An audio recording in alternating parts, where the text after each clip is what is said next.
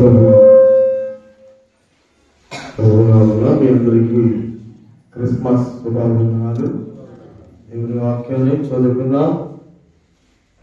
మరొక క్రిస్మస్ ని పండుగ మనం ఆచరించుకోవడానికి దేవుడు చూపించి మనల్ని సజీవులుగా వచ్చినటువంటి దేవునికి కృతజ్ఞతాస్తుతులు చెల్లించుకుందాం. దేవుని వాక్యాన్ని చదువుకుందాం. మత్తయి సువార్త 1వ అధ్యాయం.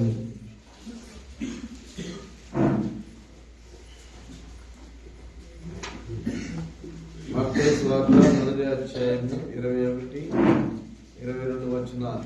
ఆమె యొక్క కుమారుని కనును తన ప్రజలను వారి పాపముల నుండి ఆయనే రక్షించును కనుక ఆయనకు యేసు అని పేరు పెట్టుదు అనెను. ఇదిగో కన్యక గర్భవతి కుమారుని కనును ఆయనకు ఇమ్మానుయేలు అని పేరు పెట్టుదురు అని ప్రభువు తన ప్రవక్త ద్వారా పలికిన మాట నెరవేరినట్లు ఇదంతయు జరిగిను. ఇమ్మానుయేలునకు పేరునకు భాషాంతరమున దేవుడు మనకు తోడని అర్థము. చాలండి, చిన్న ప్రార్థన చేసుకున్నాం. చల్లవలసింది. మహాగణుడును మహోన్నతులను సర్వశక్తిమంతుడైనటువంటి గొప్ప దేవ, భూమి ఆకాశముల నుండి నోటి మాటల చేత సృజన చేసిన సర్వశక్తిమంతుడైన దేవుడు ఉంది. మానవాళి రక్షణార్థమై దేవ ఆత్మస్వరూపమైనటువంటి దేవుడు అయి ఉండి శరీర రక్త మాంసాలతో భూమిలోనికి మీరు వచ్చి ప్రభా మమ్మల్ని రక్షించడానికి మీ ప్రేమను వ్యక్తపరుస్తూ ప్రభా మీ యొక్క శరీరం మా కొరకు దున్నబడి మీ రక్తము మా కొరకు కాచి మీ శరీరము ప్రభా మా కొరకు అప్పగించిన విధానానికి స్తుతిస్తున్నా. ఇదనము ఆయన నీ యొక్క పుట్టుక దినాన్ని జ్ఞాపకం చేసుకుంటూ ధ్యానిస్తుండగా మీ ఆత్మ నాకు మాకు తోడుగా నుంచి మీ మాటలు మాకు అనుగ్రహింప చేసి నాతో మీరు మాట్లాడగలరు. మహిమా గ్రంథ మీరే పొందుకోని వేస్తున్నాము వేడుకొని ప్రార్థన చేయించున్నాం తండ్రి. ఆమేన్, ఆమేన్.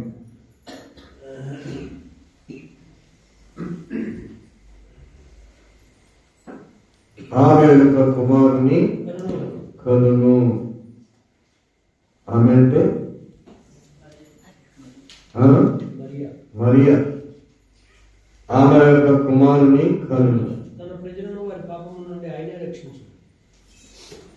తన ప్రజలను వారి పాపముల నుండి ఆయనే రక్షించు. తన ప్రజలు అంటే ఎవరు? ఆయన తన స్వకీయులకు వచ్చను, కానీ తన స్వకీయులు ఆయనను అంగీకరించలేదు. కనుక ఎందరో ఆయన్ని అంగీకరిస్తారో వారందరికీ దేవుని కుమారులకు అనుగ్రహము ఇచ్చను, అధికారము అనుగ్రహించను అది రాయబడినది. కనుక తన స్వకీయులు ఆయన ఎక్కడ పుట్టాడు? యూదులలో పుట్టాడు. కనుక తన స్వకీయులకు వచ్చాడు, కానీ వారు అంగీకరించలేదు అని రాయబడి ఉన్నది. మనం యూదులం కాదు. తూరు సీదోనీయురాలు ఖానాను స్త్రీ ఏం చేసిందంటే తన కుమార్తెకు దెయ్యము పట్టి ప్రభుని వేడుకుంటుంది. ప్రభా, నా కుమార్తెకు దెయ్యం పట్టింది, విడిపించమని బ్రతిమలాడుకుంటుంది. వెంట వస్తున్నప్పుడు ప్రభు ఏమి మాట్లాడలేదు, మౌనంగా ఉన్నారు. అయితే శిష్యులైనటువంటి వారు ఏం చెప్పారంటే, ఆమె మీ వెంట వస్తుంది కనుక ఆమెను పంపించి వేయండి అని అడిగారు. అయినా ప్రభు మౌనంగా ఉన్నారు. ఆమె వెళ్ళిపోతుంది. అప్పుడు ప్రభు ఒక మాట అన్నారు, పిల్లలకు ఈ రొట్టె ముక్కలు కుక్క పిల్లలకు వేయటం చెప్తాము కాదు. ఆ మాటకి అసలు ఎంత బాధపడాలి. పిల్లలకు వేయి రొట్టె ముక్కలు కుక్క పిల్లలకు వేయటము ఉత్తమం కాదు. అయినప్పటికీ కూడా ఆమె నిజమే ప్రభువా, కుక్క పిల్లలు కూడా తమ యజమానుల పనుల యొక్క మీద నుండి పడు ముక్కలను తినను కదా అని చెప్పాను. చూడండి, నేను నశించిన ఇశ్రాయేలీయులకి పంపబడ్డాను. నేను నశించిన ఇశ్రాయేలీయులకి పంపబడ్డాను. కానీ ఇశ్రాయేలుని రక్షించడానికి వచ్చినటువంటి ప్రభుని ఈ కానాను స్త్రీ అడుగుతుంది. అయితే ప్రభు ఏం చేశారంటే,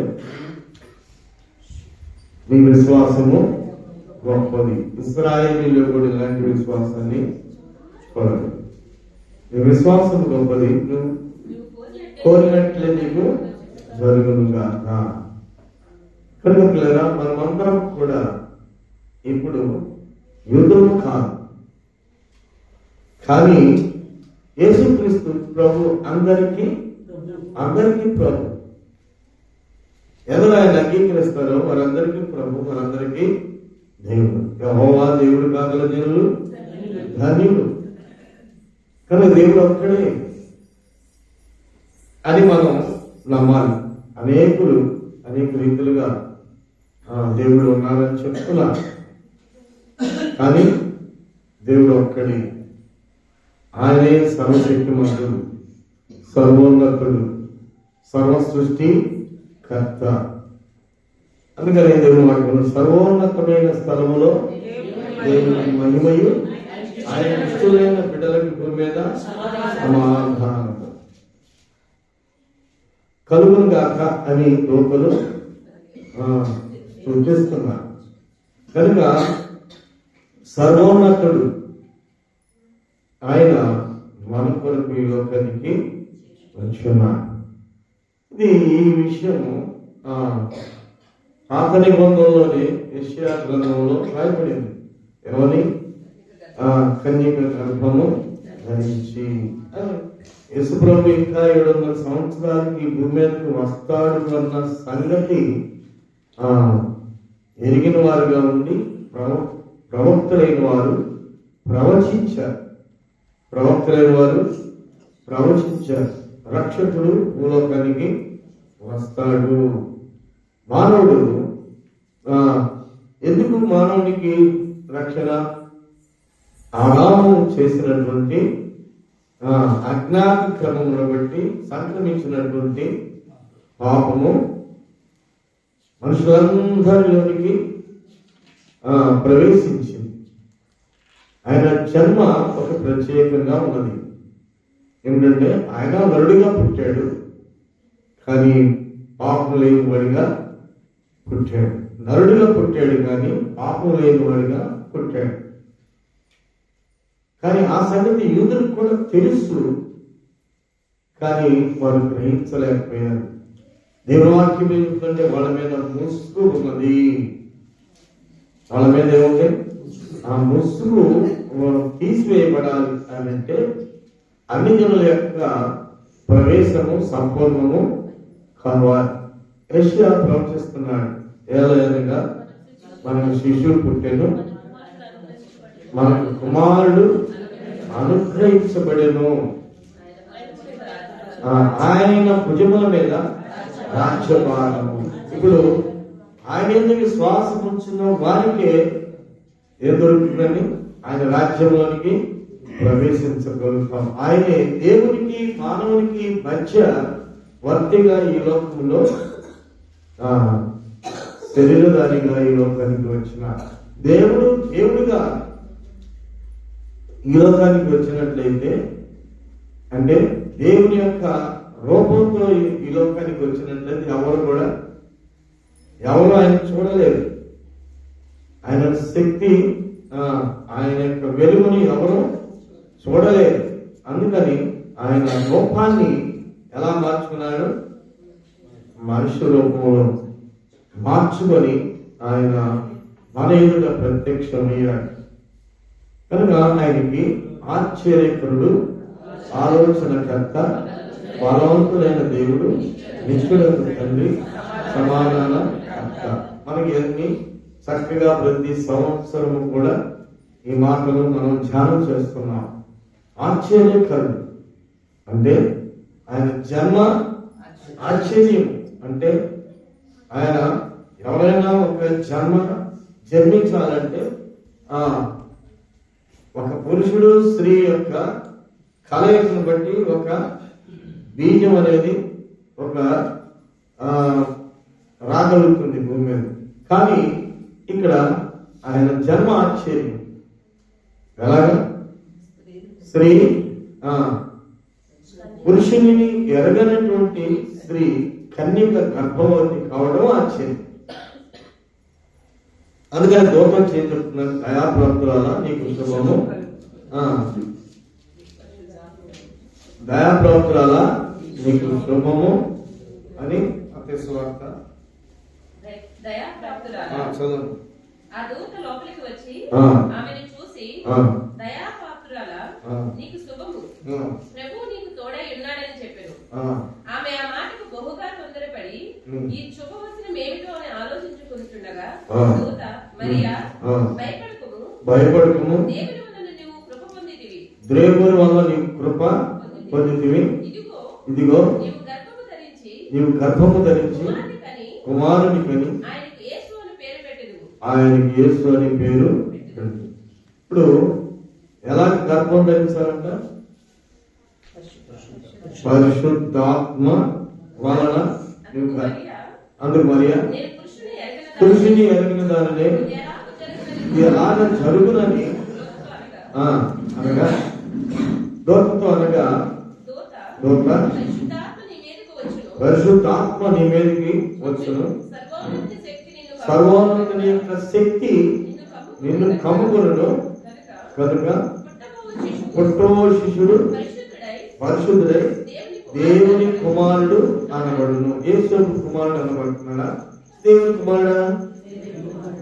ఇక్కడ మనం మత్తయి సువార్తలో కూడా చూస్తే ఆ యొక్క వంశాలు 12 తరాలు 14 తరాలు మనం చదువుకుంటే అబ్రహాము ఇస్సాకును కనెను అని రాయబడింది కదా 2వ వచనంలో.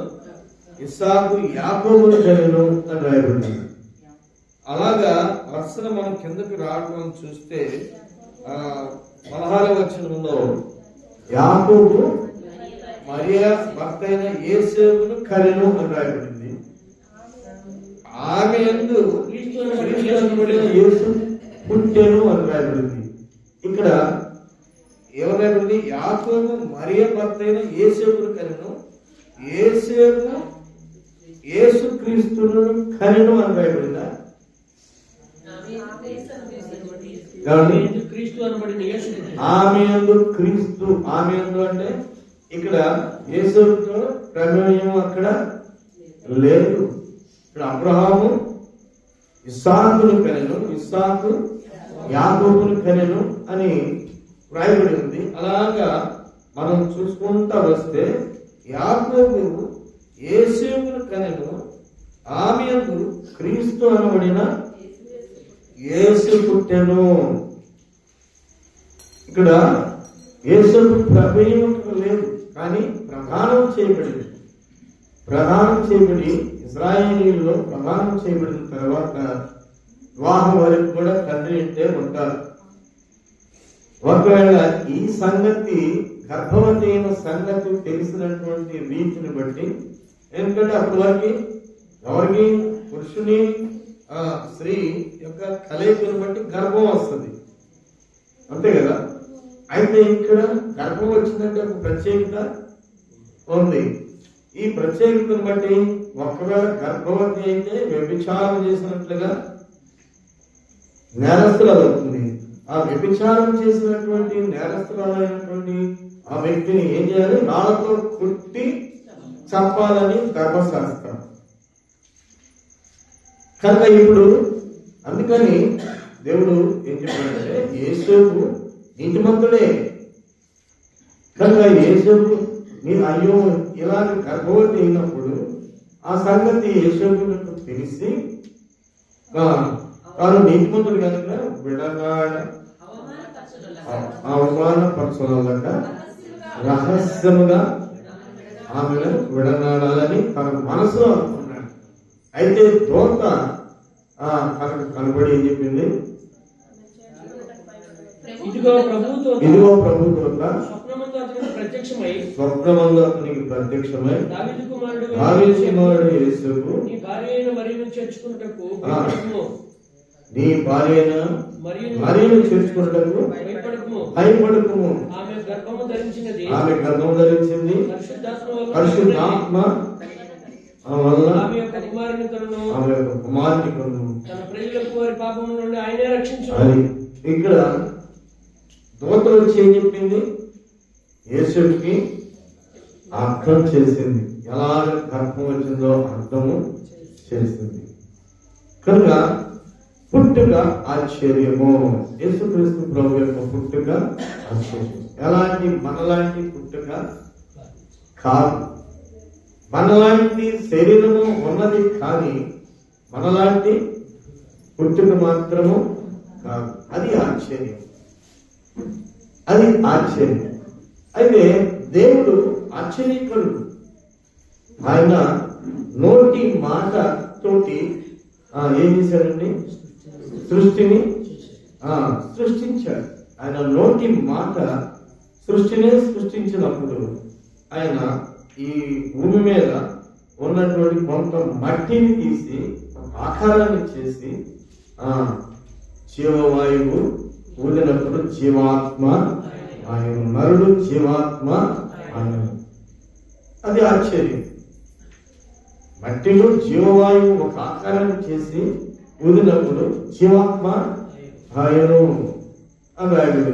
ఆ తర్వాత మరలా స్త్రీ ఒక సహకారిని చేయటానికి మరొక మట్టిని తీసి ఒక స్త్రీగా తయారు చేశాడా? లేదు. ఆ ఎముకలు తీసి స్త్రీగా చేశాను. ఇది ఆశ్చర్యం. కనుక ఆయనకి ఆశ్చర్యకరుడని పేరు, ఆశ్చర్యకరుడని పేరు.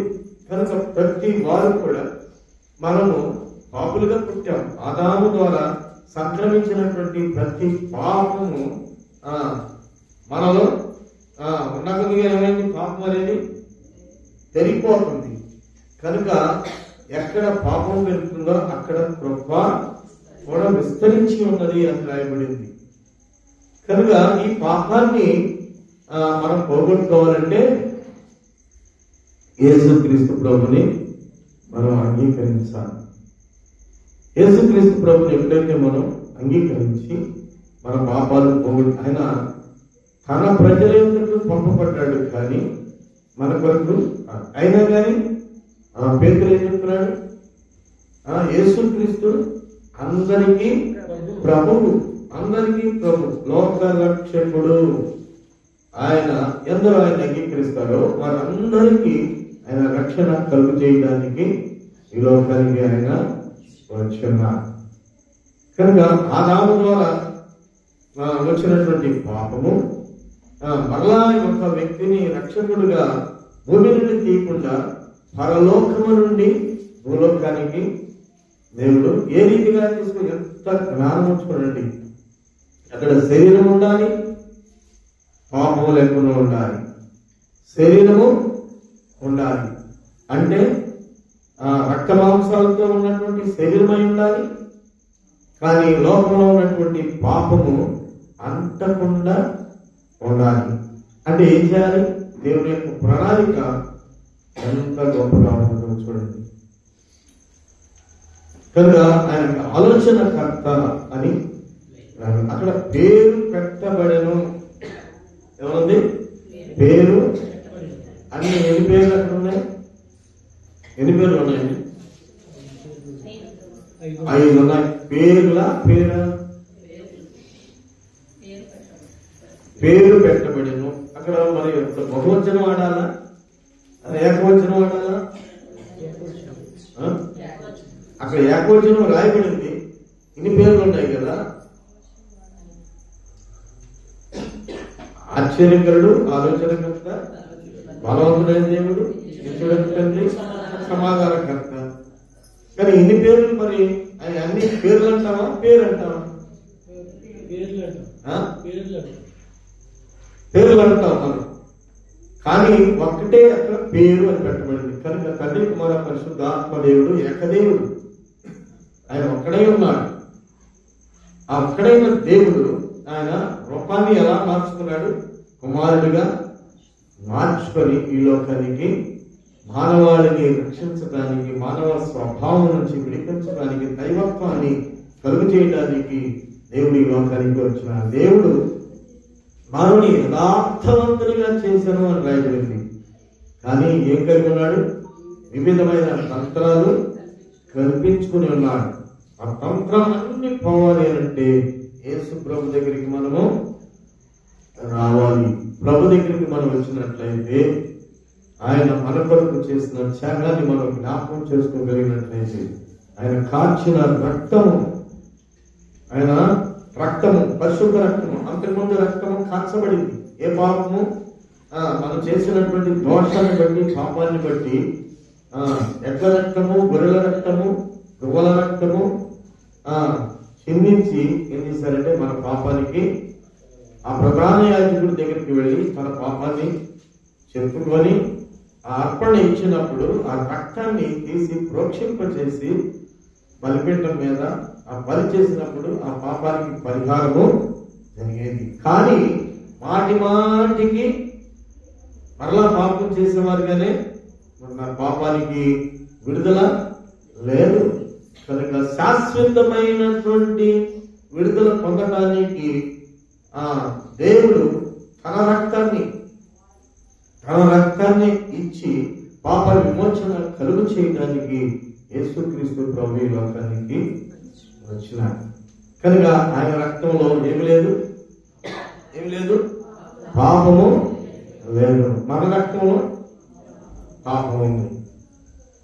కనుక మన రక్తంలో పాపం నుండి నువ్వు ఎన్ని మంచి కార్యాలు చేసినా, ఎన్ని ధర్మ కార్యాలు చేసినా, ఎన్ని నీతి కార్యాలు చేసినా నువ్వు పరిశుద్ధులు కాదు. కానీ పరిశుద్ధులు కావాలి అంటే ఏం కావాలి?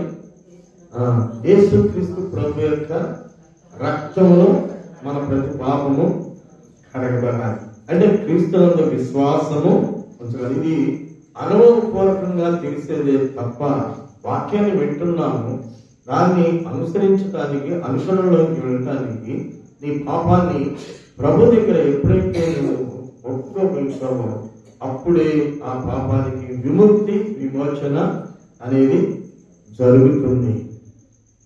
కానీ ఈ విషయంలో కొంత మనము బలహీనమైపోతున్నాం. ఆ రక్తాన్ని ఆ దినాల్లో ప్రభువు దగ్గర ఉన్న నేను తండ్రి దగ్గర నుంచి వచ్చాను, తండ్రి నేను ఏకమై ఉన్నాను అని వాళ్ళకి చెప్పినా కానీ వాళ్ళు వినలేదు, నమ్మలేదు. ఆయన సిలువ వేయడానికి కారణము మరి ఏముంది? ఏమన్నా పాపం ఉందా? నాలో పాపం ఉన్నట్టుగా ఎవరైనా మీరు నిరూపించగలరా అని అన్నప్పటికీ కూడా పాపం లేదు, ఏ పాపం లేదు. కానీ వారు ఏ దోషాన్ని ముందు పెట్టుకున్నారు?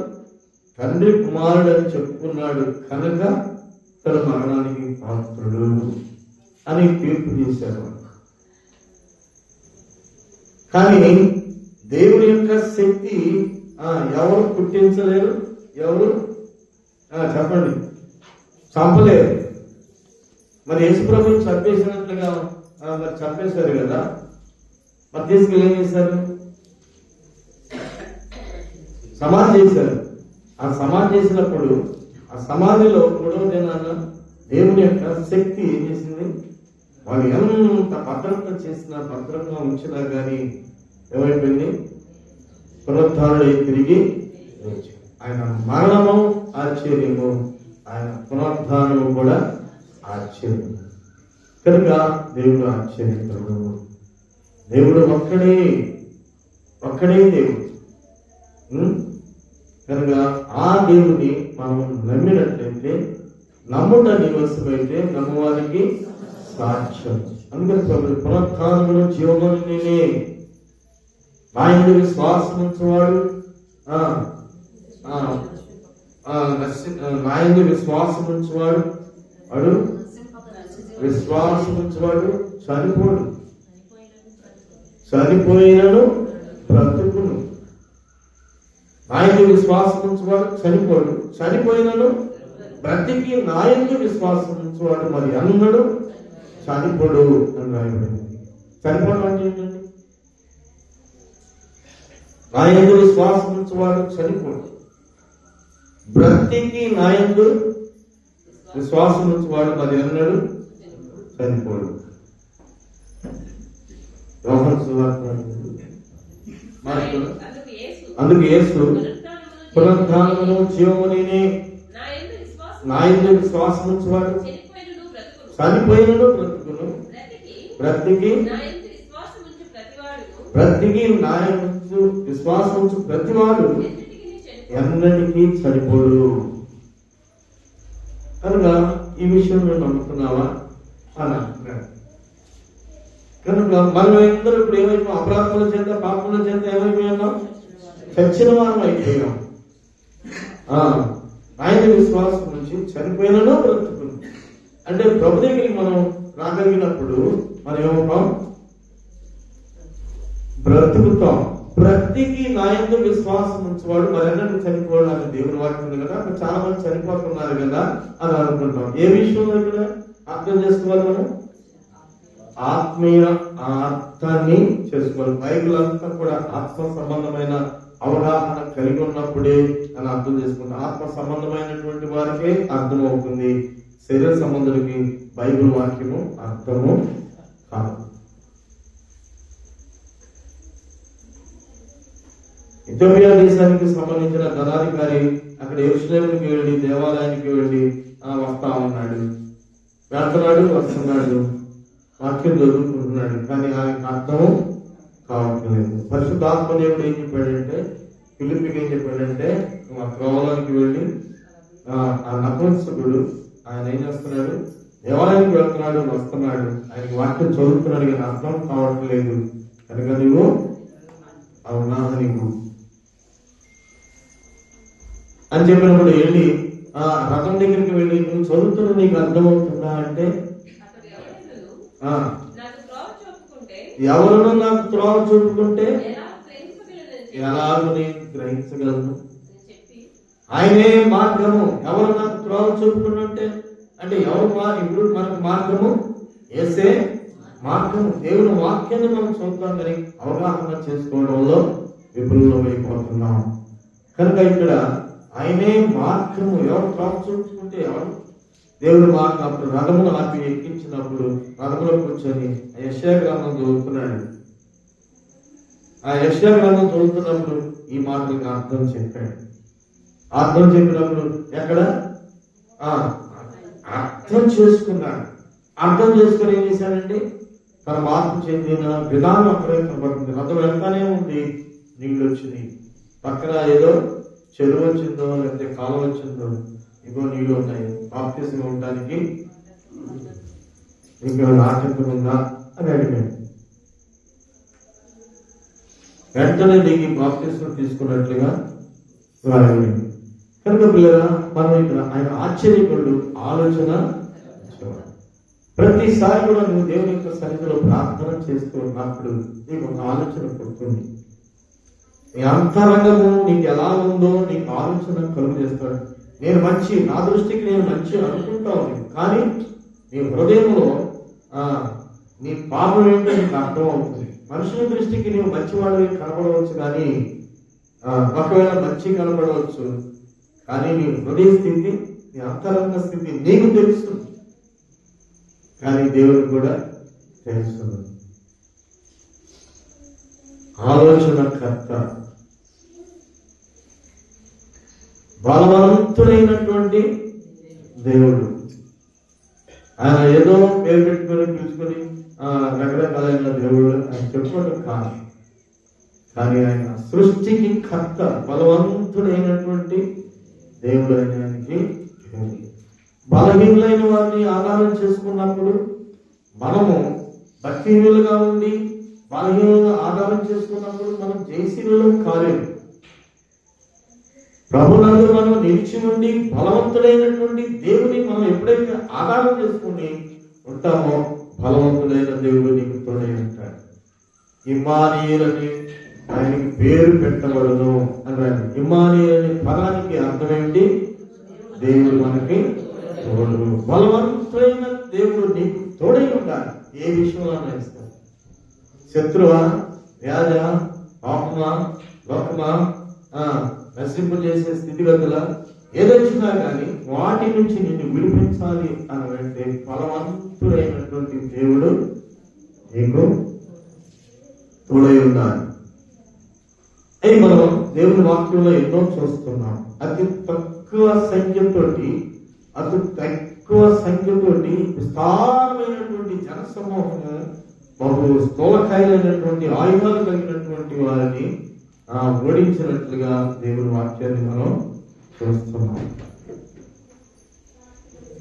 దేవుడు యుద్ధము యెహోవాదే అని దావీదు చెప్పాడు కదా. కానీ ఎవరు తోడై ఉన్నారు? దేవుడు దావీదుకి తోడై ఉన్నాడు. ఏముంది ఆయన దగ్గర? ఏమీ లేదు. కానీ గురిపైనటువంటి రాళ్ళను ఏరుకున్నాడు. వడిసాలతో ఏం చేశాడు? దేవుడు నాకున్న ఇస్రాయేల్ కనుక యుద్ధాయుధాలు కలిగి బహు సైన్యం కలిగి బలం కలిగినటువంటి వారు కూడా ఏమైపోయారు? హతులైపోయారు. కనుక బలవంతుడైన దేవుడు ఆయన ఈ సమస్యను తీర్చగలిగినటువంటి దేవుడు, లోక రక్షకుడు. కనుక మన పాపముల నుంచి ఆయన మనల్ని విడిపించగలిగిన శక్తివంతుడు. అని యేసుక్రీస్తు ప్రభు పుడతాడు అనే సంగతిని ప్రవక్తల ద్వారా ఆ దినాల్లోనే ప్రవచించినట్లుగా దేవుని వాక్యము చూస్తున్నాం. ఈ దినం వారికి కూడా ఇంత వాక్యాన్ని మనం వింటున్నాం. అందరి దగ్గర నుంచో వాక్యం వింటున్నాం. అనేక రీతులుగా వాక్యము స్ప్రెడ్ అవుతుంది. కానీ ఆ రుచి ఏమిటో తెలుసుకోలేకపోతున్నారు. యెహోవా ఉత్తముడని రుచి చూసి తెలుసుకొనుడి. ఏ దాసత్వంలో, ఏ బానిసత్వంలో, ఏ జీవితంలో బంధింపబడి ఆ కట్లతో బంధింపబడుతున్నామో, ఆ కట్లు తెగని స్థితిలో ఉంటున్నామో, ఆ స్థితిలో నుంచి నువ్వు బయటికి రావాలి అంటే ఏం కావాలి? యేసు ప్రభు నీకు తోడై ఉండాలి. సమాధానములకు కర్త. ఏంటండి? సమాధానములకు కర్త. సమాధానం లేదు. ఆయనతో సహవాసం చేసినట్లయితే నీకు సమాధానము కలుగును. అలాగూ నీకు మేలు కలుగును. ఈ దినాల్లో చాలా మందికి ఏం లేదండి, సమాధానము లేదు. సమాధాన పరచబడి వారు ధన్యులు వారు దేవుని కుమారుడు. కనుక మనకి మనము మన పాపములను బట్టి, అపరాధములను బట్టి ఎవరు కుమారులమయ్యాము? అపవాది సంతానమయ్యాం. అపవాది సంతానం. అపవాది సంతానాన్ని ఏ సంతానంగా అంటే దేవుని సంతానాన్ని ఏ సంతానంగా మారిపోయాం? పరిశుద్ధులుగా చేసి పరిశుద్ధైన దేవుడు ప్రభు చెప్పిన మాట కూడా, నేను పరిశుద్ధులను మీరు పరిశుద్ధులు కండి. ఎలాగో మనం అపవిత్రులమయ్యాం. మన ఫోర్ఫాదర్స్ ఆ పితరులు ఏం చేశారు?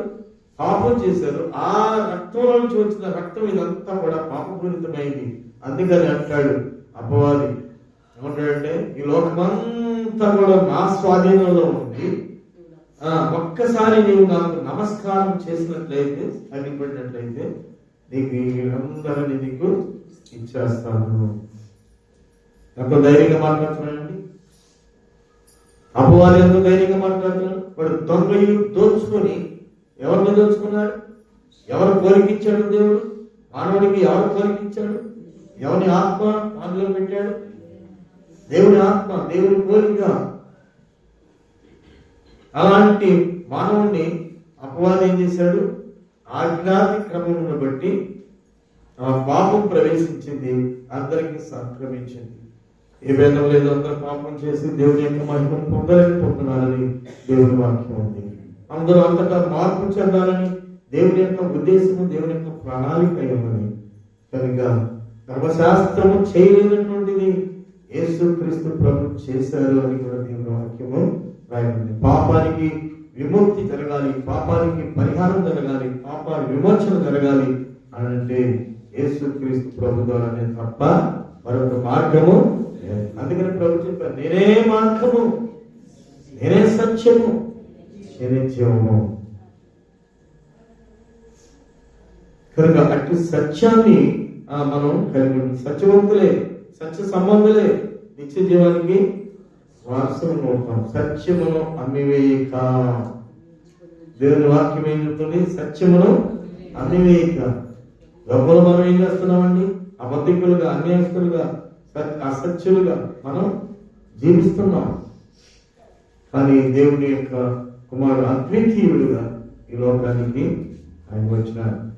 కనుక అద్వితీయుడంటే, ద్వితీయుడంటే ఇద్దరు కుమారు, కానీ అద్వితీయుడంటే ద్వితీయంగా లేనివాడు. ఒక్కడే కుమారుడు. అంటే కుమారుడిగా ఈ లోకానికి వచ్చాడు. ఆయన ప్రాణాన్ని త్యాగం చేశాడు. ఆ పునరుద్ధాన శక్తితో ఆయన లేచి తండ్రి పార్శ్వంలో కూర్చున్నాడని దేవుని వాక్యము ఆయన అక్కడి నుంచి పరిశుద్ధాత్మ దేవుడు మన మధ్యకు పంపబడ్డాడు. ఆ పరిశుద్ధాత్మ దేవుని యొక్క సహాయంతో సర్వసత్యంలోని గడుస్తావు, కానీ నీ త్యాగము, నీ బలము ఏమి చూడండి. ఇక్కడ మనం పొద్దున గురించి విన్నాము. ధనవంతుడైనటువంటి ఒకరి గురించి విన్నాం. ఆ ధనవంతుడు ప్రభు దగ్గరికి వచ్చి, ప్రభా నిత్య జీవానికి నేను వెళ్ళాలంటే ఏం చేయాలి, ఏ మంచి కార్యం చేయాలి అని అంటే 10 ఆజ్ఞలు పాటించమని చెప్పాడు. అన్నీ నేను బాల్యం నుండి చేస్తూనే ఉన్నాను, బాల్యం నుండి చేస్తున్నాను. ఇక నా కొద్ది ఏమిటి అని అంటాడు ఆయన. ఇక నా కొద్ది ఏమిటి అని ఆయన కొద్దు ఆయనకు తెలియలేదు. అన్నీ చేస్తున్నాను కదా, ధర్మశాస్త్రాన్ని అనుసరిస్తున్నాను అంటే నీకు ఒకటి కొద్దు ఉంది. అతను ప్రేమించి నీకు ఒకటి కొదువ ఉన్నది, నీవు వెళ్ళి నీకు కలిగినవన్నీ అమ్మి. ఆయన ధర్మశాస్త్రాన్ని పాటించట్లేదా? అవును, నా కొదువు లేదు అనుకుంటున్నాడు, అన్నీ చేస్తున్నాడు. కానీ ప్రభు చెప్పిన మాట ఏంటి? ఈ ఆస్తి అంతా అమ్మి పేదలకు పెట్టి నన్ను వెంబడించు. పరలోకములోని ఆస్తి అధికమవుతుంది. పరలోకముల ఆస్తి ఈ లోక సంపాదన కాదు. మానవుడు ఈ లోక సంపాదన కోసం ప్రభుని అనుకుంటున్నాం, ప్రభు దగ్గరికి వస్తున్నాం అని అనుకుంటాం, కానీ అది కాదు. దేవుడు నాకు ఇల్లు ఇచ్చాడు, దేవుడు నాకు పొలం ఇచ్చాడు, దేవుడు నాకు మంచి ఉద్యోగం ఇచ్చాడు, మంచి భర్తలు ఇచ్చాడు, మంచి బంగారం ఇచ్చాడు, మంచి బట్టలు ఇచ్చాడు. ఇవి కాదు, ఇవి భౌతికము. కానీ నీ ఆత్మ నశించిపోకుండా ఉండే నిమిత్తము దేవుడు నీకు ఇచ్చినటువంటి గొప్ప రక్షణ నీ సొంతము కావాలి. ఎవరైతే మనం ఆ రక్షణను సొంతం చేసుకోగలుగుతామో అప్పుడు ఆ వారిలో జీవం ఉంటుంది, వారిలో వెలుగు ఉంటుంది. వెలుగు సంబంధంగా వారు వచ్చారు. కనుక మన జీవితంలో సృష్టికర్త అయినటువంటి దేవుడు మహాశక్తిని బట్టి ఆయన ఆశ్చర్యంగా ఒక కన్యకను ఏర్పాటు చేసుకున్నాడు. ఆ కన్యక గర్భంలోనికి ప్రవేశించారు. అలాగా పరిశుద్ధాత్మ శక్తి చేత గర్భవతి అయినట్లుగా. అయితే మనలాగా కాదు, కానీ మనిషి కుమారుడిగా ఉన్నాడు, దేవుని కుమారుడిగా కూడా ఉన్నాడు. దేవుని కుమారుడిగా అనేకమైన అద్భుత కార్యాలు భూమి మీద చేశాడు. కానీ మనుషుడిగా ఆకలి కొన్నాడు, తప్పికొన్నాడు, నిద్రపోయాడు, అవి కూడా కనబడుతున్నాయి. కనుక ఆయనే మార్గము, నిత్య జీవానికి ఆయనే మార్గం. నిత్య జీవాన్ని పొందుకోవాలని ఏం చేయాలంటే ప్రభు చెప్పిన మాట బట్టి అతను వ్యసనపడుతూ వెళ్ళిపోయినట్లుగా వ్రాయబడింది. కానీ మరి మంచి భక్తి చేస్తున్నటువంటి కొన్నేరు కూడా అన్ని ఆయన శతాధిపతిగా ఉన్నాడు, కానీ ఆయనకి ఏం లోటు ఉంది? రక్షణ లోటు ఉంది. కర్మకార్యాలు చేస్తున్నాడు, ప్రార్థన చేస్తున్నాడు, ఇంటి వారందరూ కూడా దేవుని యందు భయభక్తులు కలిగి ఉన్నారు. మరి ఏం లేదు, ఆయనకి రక్షణ లేదు. ఆ రక్షణ కోసం ఏంటి? పేతురుని పిలిపించు అని. పేతురుని పిలిపించి పేతురు చెప్పిన మాటలు విని తను ఏం పొందాడు? యేసు అనే పదానికి రక్షకుడు అని అర్థం ఇస్తున్నాడు. కనుక రక్షణ లేనటువంటి మానవుడు మన దోషం మనలోనే ఉంచుకొని ఆ దోషానికి శిక్షణ మనం అనుభవించాల్సి వస్తుంది. కనుక ఎప్పుడైతే నువ్వు ఈ లోకంలోనే సజీవుడిగా ఉన్నప్పుడే నీ యొక్క దురభ్యాసాలు కానీ, దుష్ట మనస్సు కానీ, దుష్ట సాంగత్యం కానీ విడిచిపెట్టకపోయినట్లయితే అది నీ వెంటే ఉంటుంది. నీ ఆస్తి, ఇప్పుడు సంపాదించిన ఆస్తి నీ వెనక రాదు, కానీ నీ పాపం నీ వెనకనే ఉంటుంది. నీ పాపము నీకు. అందుకని ప్రభునందు విశ్వాసం ఉంచువాడు తీర్పులోనికి రాక మనలోంచి జీవంలోనికి దాటి ఉన్నాడు అని దేవుని వాక్యం. కనుక అది నీవు సరి చేసుకోకపోయినట్లయితే నీ పాపము నీ వెనక వస్తుంది. ఇంత గొప్ప రక్షణను నీవు నిర్లక్ష్యం చేసినట్లయితే ఎలాగూ తప్పించుకుంటావు అని దేవుని వాక్యం. అంటే నీ పాపాన్ని, నా పాపాన్ని, మన పాపాన్ని, మనందరి పాపాన్ని విడిపించడానికి పరలోకం నుంచి దేవుడే భూమికి దిగి రావాల్సి వచ్చింది. కనుక ప్రియులారా, ఇది మంచి అవకాశం. ఈ పండుగ మనం చేసుకుంటాం, ఇది ఒక ఆనందంగా చేసుకుంటున్నాం. కానీ పాపం పోయిన ఆనందం ఉందా? పండుగ చేసుకునే ఆనందం ఉందా? పండుగ అనేది లోకం నుంచి మనం కాపిపడుతున్నాం. ప్రభునందు ఆనందం అనేది దేవుని యొక్క వాక్యాన్ని విని అంగీకరించి ఆ ప్రకారంగా మనం జీవించగలిగినప్పుడే ప్రభునందు ఆనందిస్తాం. కనుక అందుకని పౌలు అంటాడు, ఈ లోకమును బట్టి కాక, ఈ ధర్మశాస్త్రపు నీతిని బట్టి కాక, యేసుక్రీస్తు ప్రభునందు ఉన్నటువంటి నీతిని బట్టి నేను జీవించాలి అని అనుకుంటున్నాడు. ప్రభునందు విశ్వాసము చుట్టలో వచ్చినటువంటి నీతి వేరు, ధర్మశాస్త్రాల నుంచి వచ్చిన నీతి వేరు. అందుకని ధర్మశాస్త్రము దేనిని చేయజాలకపోయినో దానిని దేవుడు చేశాడు. అది ఎవరికి? మనకి కూడా, యూదులకేనా పరిమితము? మనకే పరిమితం. ఎందుకంటే వాళ్ళ మీద ముసుగు వేయబడింది. వాళ్ళు ప్రభుని అంగీకరించట్లేదు. ఎందుకు మనం ప్రభుని అంగీకరించగలిగినట్లయితే నీకు రక్షణ. మరి కొంతకాలానికి ఈ రక్షణ, ఈ యొక్క పరిశుద్ధాత్మ ఎంతబడుతుంది? దేవుడి ప్రార్థన జరుగుతుంది. నీతిమంతులైన వారు ఎంతబడతారు? ఇంక పరిశుద్ధాత్మ మనకి సహాయకుడు. ఆ గిఫ్ట్ వారికి ఇవ్వబడుతుంది ఇశ్రాయేలు. అప్పుడు వాళ్ళేమవుతారు? రెప్పపాటునే వారు రక్షణ పొందుతారని రాయబడి. మనకి 2000 సంవత్సరాలు ప్రభు యొక్క పుట్టుక దినాన్ని ఏదో కన్ఫర్మ్ చేసుకోలేము. 25వ తారీఖునని మనం, డిసెంబర్ 25వ తారీఖు అని రకరకాలుగా చెప్తున్నారు రాజులు అయిన వారు కానీ, కొంతమంది భక్తులైనటువంటి వారు రీసెర్చ్ చేసి 4వ తారీఖు అని అంటే, ఇప్పుడు అందరూ కలిసి మనం డిసెంబర్ 25వ తారీఖున మనం పండుగగా చేసుకుంటున్నాం. కానీ పుట్టాడు.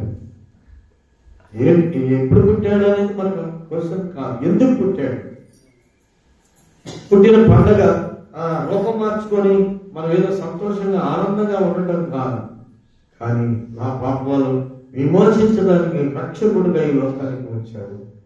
కనుక ఆయన ద్వారా నా పాపానికి వచ్చాడు. రాళ్లతో కొట్టి చంపాలి అని కర్మశాస్త్రం ఉంది కదా.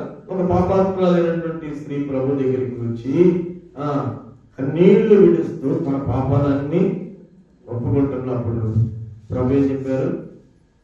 నెమ్మదిగా సమాధానం కలిగిపోయి నీ పాపాలు క్షమించబడ్డాయి అని చెప్పారు. పాపాలు క్షమించబడ్డాయి అని చెప్పారు. ఒక స్త్రీ, విచారణలో పట్టబడిన స్త్రీ ప్రభు దగ్గరికి తీసుకుని వచ్చారు. ధర్మశాస్త్రం ఇలా చెప్తుంది, నువ్వేం చెప్తావు అని శోధించి అడిగినప్పుడు ఏమన్నాడు? నీలో పాపం చేయని వాడు ఎవరు అంటే ఎవరు రాయి వేయలేకపోయారు. ప్రభు రాయి వేయచ్చు, కానీ అమ్మ ఎవరు రాయి వేయలేదా? లేదు ప్రభువా, నేను కూడా నిన్ను శిక్షించను, ఇక అన్నడు నువ్వు పాపము చేయవద్దు అని ప్రభు చెప్తున్నమాట. కనుక పిల్లరా, నీకు ప్రభునందు విశ్వాసం ఉంచి నీవు ఆయన పాదాల దగ్గర కన్నీళ్లతోటి నీ పాపాన్ని ఎప్పుడైతే ఒప్పుకుంటావో అక్కడ నీకు పాప విమోచన జరుగుతుంది. అది నీ క్రియా జీవితం బట్టి తెలుస్తుంది. కానీ లేకపోతే చెప్పినంత మాత్రం, వాక్యం విన్నంత మాత్రం, ప్రార్థనకి వెళ్ళిన సంవత్సరాలు నువ్వు ఎంత కాలం, మరణకాలం అంతా, నువ్వు జీవించిన కాలం అంతా, నీ మరణ సమయం వరకు కూడా నువ్వు ప్రార్థనకి వెళ్ళినా కానీ నీకు రక్షణ దొరకదు. నీ పాపాన్ని దేవుని దగ్గర, అందుకని పాప విమోచకుడు యేసు రక్షకుడు. అప్పుడే నీకు నిజమైన ఆనందము, నిజమైన నీకు మనం చేసుకునే పండుగలు సరైన ఇద్దరు కాదు, అందరూ ఎవరు ఉండమని ఎలా ఉండమని చెప్పట్లేదు. కానీ అందరూ సంతోషంగానే ఉండండి భౌతికంగా. కానీ గుర్తించాల్సింది మానవుడు గుర్తించలేకపోతున్నాడు. ఒక రక్షకుడు యేసుక్రీస్తు ప్రభువు. ఆయన పరలోకం నుండి భూలోకానికి ఎలా వచ్చాడండి? కానీ మరణం ఆయన్ని బంధించి ఉంచలేదు. కానీ ఏమైపోయింది? దేవుని యొక్క శక్తిని ఎవరు చంపలేదు కనుక సజీవుడిగా ఆయన లేచి ఏమైపోయాడు? తండ్రి దగ్గరికి వెళ్ళిపోయాడు. మరలా వస్తాడు ప్రభు, మరలా వస్తాడు. ఆయన వచ్చి ఎలాగా ఆయన వారిని ఆయన తీసుకొని వెళ్ళిపోతాడు. ఇది దేవుని వాక్యం. కనుక మన జీవితంలో మనము పాపము లేని వారుగా ఉండాలి అంటే యేసుక్రీస్తు ప్రభుని రక్షకుడిగా అంగీకరించాలి. ఎప్పుడు మనం యేసుక్రీస్తు ప్రభుని రక్షకుడిగా అంగీకరించగలుగుతాము అప్పుడే మనం ఆయన బిడ్డలు అవుతాం. ఆయన ఎందుకు మనం ఆనందించే వారంగా ఉంటాం. కనుక ప్రార్థన జీవితం ఎవరో ప్రార్థన చేయటం కాదు, నీకు మనకు నువ్వే ప్రార్థన చేయి. ఎందుకంటే నీ హృదయం నీకు తెలుసు, దేవునికి తెలుసు. నా హృదయం పవిత్రమైంది, నా హృదయం నేను శుద్ధి చేసుకున్నాను అనుకున్న దగ్గర వాడు ఎవరు ఉన్నాను. కానీ ప్రభు అడుగుతున్నది ఏంటంటే నీ హృదయంలో చూడగలుగుతున్నా. నీ హృదయంలో నాకు మాట, నీ హృదయంలో నాకు స్థలం, చోటు. అంటే దేవుని యొక్క దేవుడు మానవ హృదయంలో నివాసం చేయడానికి ఇష్టపడుతున్నాడు. ఎందరూ ఆయనకి చోటు ఇవ్వగలుగుతారు. ఆ హృదయం పవిత్రమవుతుంది. ఆ అంధకారం ఏమైపోతుంది? చీకటి దూరం అయిపోతుంది. పవిత్రమవుతాం, పరిశుద్ధులు అవుతాం, నీతిమంతుడిగా జీవిస్తాం. నీ వలన నీతి కార్యాలు జరిగించాలంటే ఒకవేళ ఆహారంలో బహిరంగ సంబంధమైన నీతి కార్యాలు నువ్వు అనుభవాలు ఇప్పుడు కొన్నే చేశాడు, కానీ రక్షణ లేదు. కానీ మనం చేస్తాం, మంచి పనులు చేస్తాం, నామకరణాలు చేస్తాం, కానీ రక్షణ దొరుకుతాం.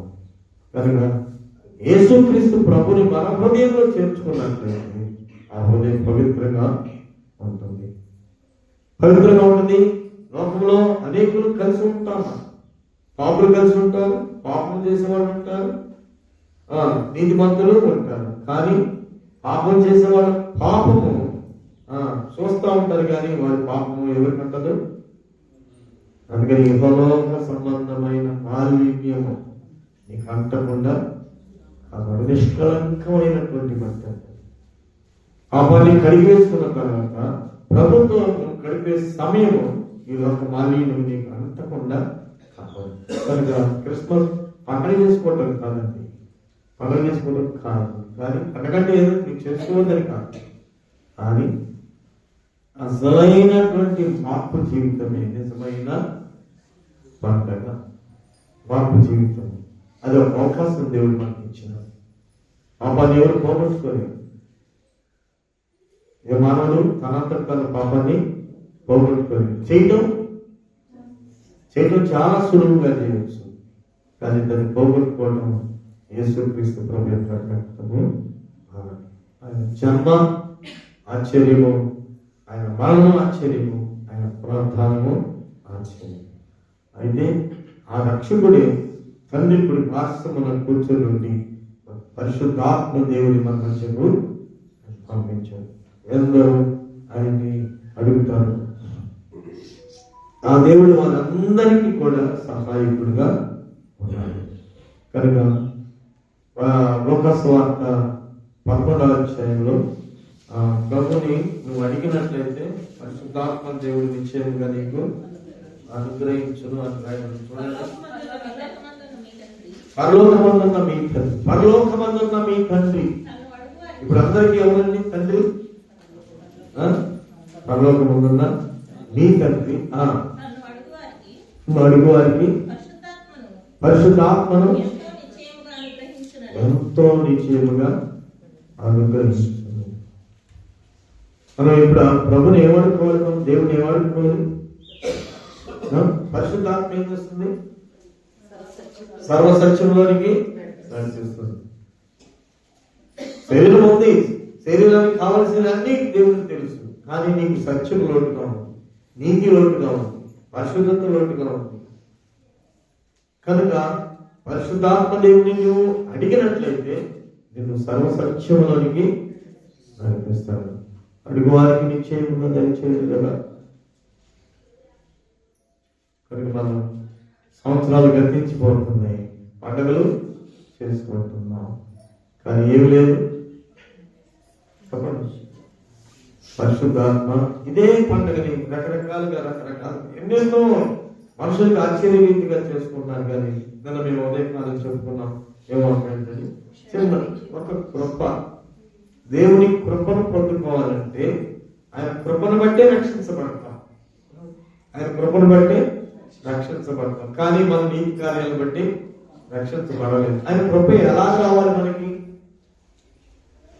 ఆత్మ సంబంధమైన ఫలము, ఒక్క ఫలము నీకు ఫలించినట్లయితే దాన్ని బట్టి ఇది నా కోట అని అనుకోని, ఇది నా వృక్షము, ఇది నా చెట్టు. ఒక్క శాశ్వతమైనటువంటి నీతి ఆత్మ ఫలము నీలో ఒక్కటైనా కానీ నీలో ఉన్నట్లయితే, అది శాశ్వతంగా నీలో ఉన్నట్లయితే, దేవుడు శాశ్వతమైనటువంటి ప్రేమతో నిన్ను ప్రేమిస్తున్నాడు కదా. ఆ ప్రేమతో ఇది ఒకవేళ నువ్వు ఆ ఆత్మ ఫలము ఆ 9 నీలో లేకపోయినా ఒక్కటైనా ఉంటే ఆ మంజూరు చెట్టుని శపించకుండా ఉండేవాడి. ఆకలిగా ఉన్నప్పుడు అంజూరు చెట్టు ఎలా ఉందండి? ఆకులు పచ్చగా ఉన్నాయి కానీ ఫలాలు లేవు. పిల్లరా, జీవితం పచ్చగానే ఉంది, అన్నీ ఉన్నాయి, కావాల్సినవి అన్నీ ఉన్నాయి. కానీ ప్రభు ఆకలి తీర్చే ఫలము ఒక్కటి కూడా లేదు. ఎంతగా అయ్యో శపించినప్పుడు అన్నాడు ఫలము ఫలించకుండా రాక అన్నప్పుడు వెంటనే ఎండిపోయింది చెట్టు. శిష్యులు చూసి అనుకున్నారు, ఎంత ఆశ్చర్యంగా ఇంత ఎండిపోయిందంటే ప్రభు అప్పుడు అంటున్నాడు, మీరు విశ్వాసం చేత ప్రార్థన చేయగలిగినట్లయితే ఈ కొండ పెరిగించబడి సముద్రంలో పడుతుంది.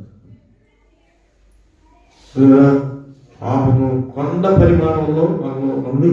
ఆలోచనలు కానీ తలంపులు కానీ ఏదైనా ఈ క్రియలు చూసినటువంటి ప్రార్థనకు వెళ్తున్నాం, ఈ పనులు చేస్తున్నామేంటి, ప్రార్థనకు వెళ్తున్నాం, ఇలా తరుగుతున్నామేంటి, ఇలా మోసం చేస్తున్నామేంటి, ఇలా అబద్ధాలు ఆడుతున్నామేంటి, ఇలా అన్యాయం చేస్తున్నామేంటి అనేది తీర్పు తీర్చేవాడు నీ సహోదరుడే నీకు తీర్పు తీరుస్తున్నాడు కదా.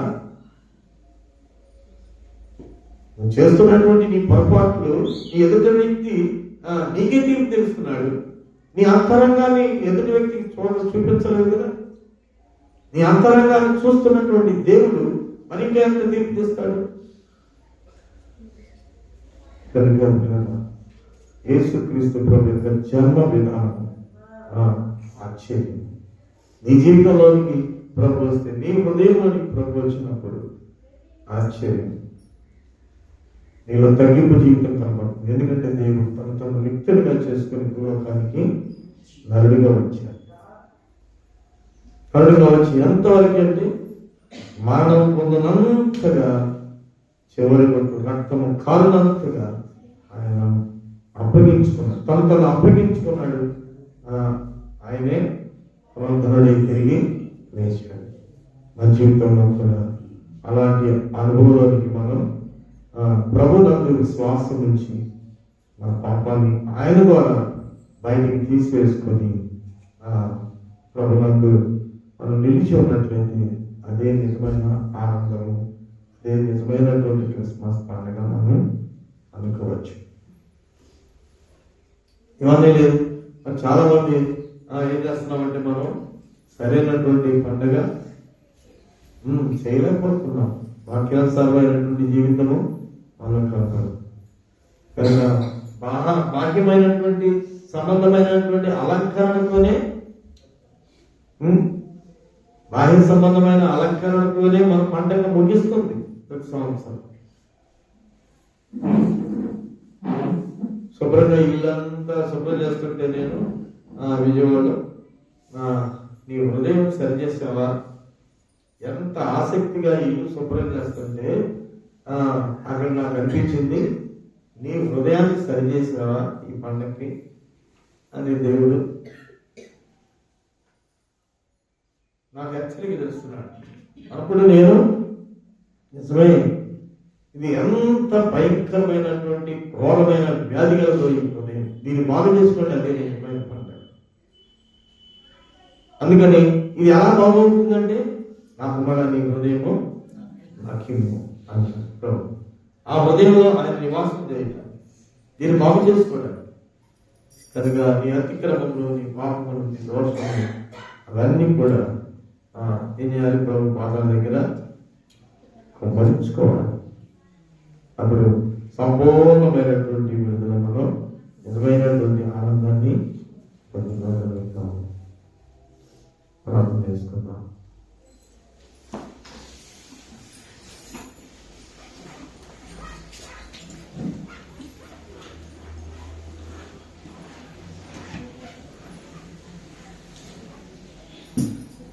పరిశుద్ధుల ప్రేమ మొక్కండి, మీ పరిశుద్ధమైన నామానికి చేయించుకుంటున్నాను.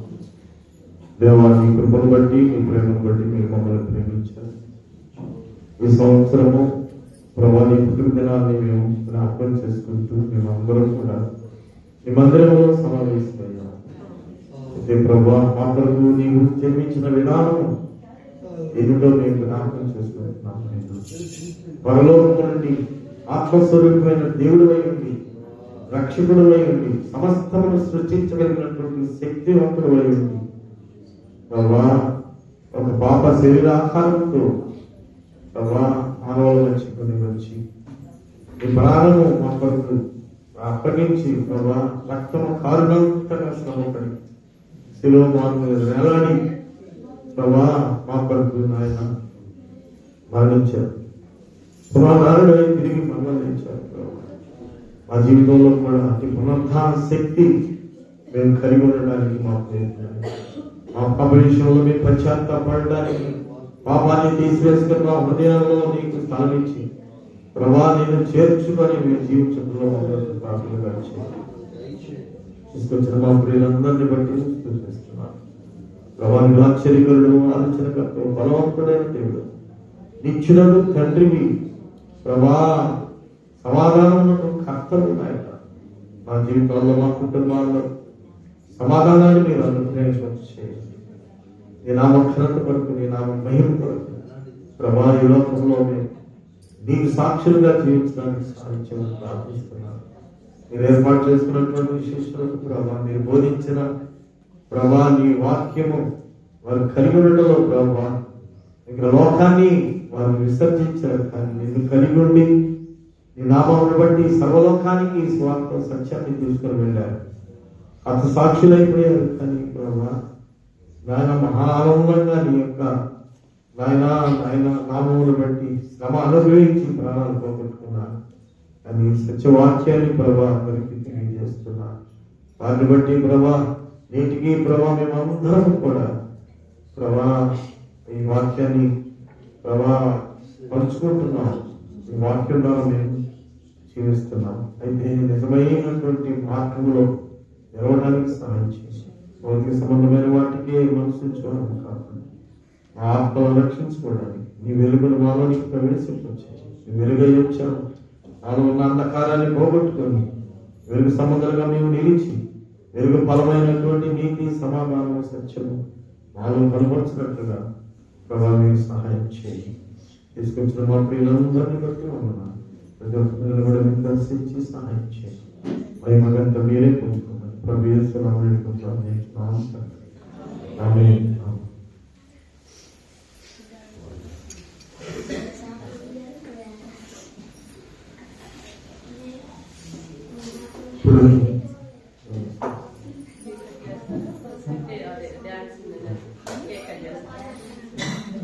అదొక ప్రత్యేకత. ఆ